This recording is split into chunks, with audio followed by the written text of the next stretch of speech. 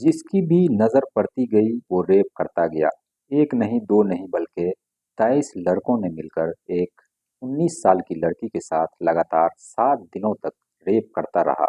वो लड़की बदहवास, उसे नशे का इंजेक्शन, नशे की जो भी दवाइयाँ होती है, वो उसे खिलाई जाती थी और उसके साथ रेप किया जाता था। जिसकी भी नज़र पड़ी, उसने उसके साथ रेप किया, चाहे वो जानने वाले हो या फिर नहीं जानने वाले। और कोई भी ऐसा होटल, कोई भी ऐसा रेस्टोरेंट, कोई भी ऐसा कमरा बचा नहीं जहाँ पर उस लड़की के साथ रेप ना हुआ हो। जिसके पास भी वो गई मदद मांगने के लिए, लेकिन मदद तो नहीं मिली, लेकिन उसकी अस्मत जरूर लूटी गई। दोस्तों, ये कहानी अपने आप में दिल दहला देने वाली है। ये कहानी उत्तर प्रदेश के वाराणसी की है। वाराणसी से लेकर बनारस तक उस लड़की के साथ जिसकी भी नज़र पड़ी उसने रेप किया उसके साथ। दोस्तों, ये कहानी 29 मार्च की है। 29 मार्च को एक लड़की लापता होती है जिसकी उम्र 19 साल होती है। पढ़ाई लिखाई वो क्या करती थी, लेकिन उस दिन वो गायब होती है। उसके जानने वाले एक क्लासमेट होते हैं जो उसी स्कूल में पढ़ा करते थे।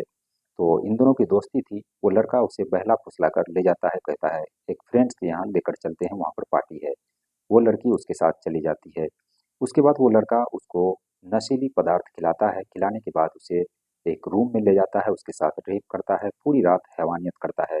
सुबह तक उस लड़की का नशा नहीं टूटा था। इसने उस लड़की को ले जा करके कहीं पर रोड के किनारे बिठा दिया।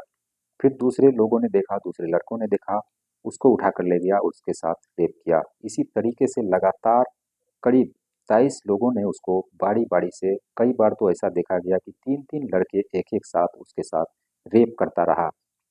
लड़की को जब भी होश आने वाला होता, उससे पहले उसे नशे का दवाई दे दिया था, ताकि लड़की जो है वो हमेशा नशे की हालत में रहे।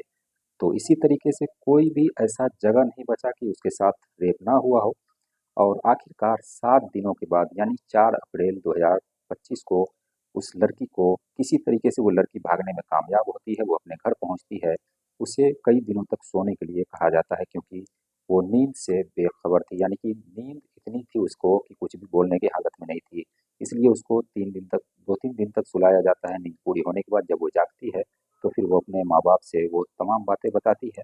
जिसके बाद पुलिस जो है एफआईआर दर्ज करती है और वो जो लड़के जितने भी उसके साथ रेप किए हैं, और लड़की कुल 23 लोगों के नाम बताती है, लेकिन हो सकता है कि इसमें और भी ज़्यादा हो।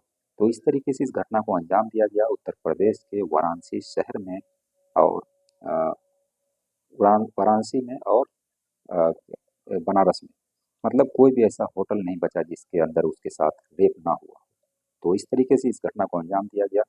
और इतने कार्रवाई होने के बाद, इतने एक्शन होने के बाद भी लड़कों का मनोबल कम नहीं हुआ।